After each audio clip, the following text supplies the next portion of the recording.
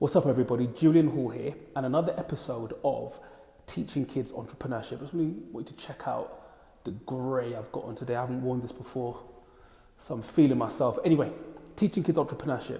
This is a tip to teachers and parents. This tip is let the kids talk. So what do I mean by that? I'll give you an example. In one of the workshops that we had a few months ago, there was a young boy, I think about 7 or 8 years old, who had a love for Lego. So our whole thing is, look, you can take whatever it is you love and enjoy and turn it into a business. So he was thinking of a name. He'd already come up with a concept of the business using Lego, and he was wanted to come up with a name. So usually at this point, the parent or the teacher would start throwing ideas at the kid to try and give them some suggestions about a name. So I didn't do that. I asked the boy, I said, what does playing with Lego make you feel? And he said that when he plays with Lego and he's, got a whole stack of Lego and he puts it all together, he said it makes him feel clever. And I thought to myself, wow, I would have never have attached the word clever to Lego. But I guess if you're 7 or 8 years old and you've got a bunch of Lego in front of you, it's an accomplishment, right? It's something that was a problem, it's something that was difficult, and it probably does make you feel clever as a young boy. So, and I said, and I then asked him, what's another word for Lego? And he said bricks. And lo and behold, the business then became called Clever Bricks. That was the name of the business, Clever Bricks. Now, that was something that he essentially came up with himself. I didn't sit down and start brainstorming keywords with him around Lego and all the rest of it. I didn't do that. I asked him how he felt about it and got him to come up with the words himself.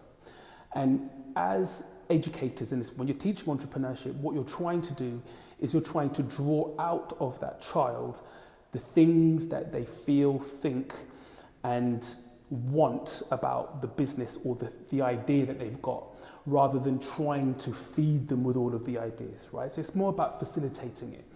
And I know that there is a tendency, there is a whole, a thing around, let's just give them some ideas, right? And get them going, which sometimes may be appropriate, but for the most part, what you want to try and do is to get them to provide the answers, right?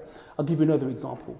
There was a little girl who wanted to create some cards, and we were using Canva, C-A-N-V-A, which is like a design tool that we use quite a lot.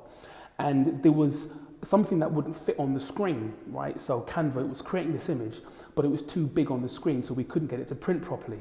And I, for the life of me, couldn't work out how to do this. So she said, why don't we just take a screen grab of it, crop it on photos, and then we can print it that way, because the image was spilling over outside of the screen's view. And I thought, wow, look at that. She's like 8 years old, and she thought, well, let's just screen grab it and then crop it and then print it instead of doing it from the app. And that was a technical solution. Now, I've been in technology for almost 20 years, and I didn't come up with that solution, she did. So, and that was just about me. And the funny thing was, when she was trying to give me the solutions, I was kind of not hearing her. I was almost about to just ignore her. And then I thought, no, let me just hear what her suggestion is, just out of general principle. Let me hear what her suggestion is so that she feels like she can be heard. And actually, she solved the problem. So when you are teaching kids about being entrepreneurship, I always say you can replace the word entrepreneur with innovation, creativity, problem solving. Let them be innovative. Don't give them the innovation. That's not being innovative. Let them be creative. Don't you give them the creativity. Let them solve the problems. You don't solve the problems for them. Even if you're tempted to do so, don't. Even if they don't come up with the solution there and then, that's fine. Let them sit on it, let them chew it over, and I'm sure something will come out of it. And if you are, if you know anything about educating, and if you don't, then all you need to do is just give them prompts. Instead of giving them the answer, give them prompts. So in teaching entrepreneurship, again, we want to try and keep it pure. We want them to have the idea. We want them to feel like they have created something themselves and not just been fed an idea by a grown-up that they're now running with. Because if they do that, they're not really going to own it, heart and soul, and they're probably not going to run with it. Whereas if they feel like they've come up with all of the most important elements of that idea, they're probably more likely to run with it. So that was it, episode 3. Check out the grey joint I've got on. Teaching kids entrepreneurship. Listen to them. They have the answers. Your job is to bring those answers out. Ultra and out.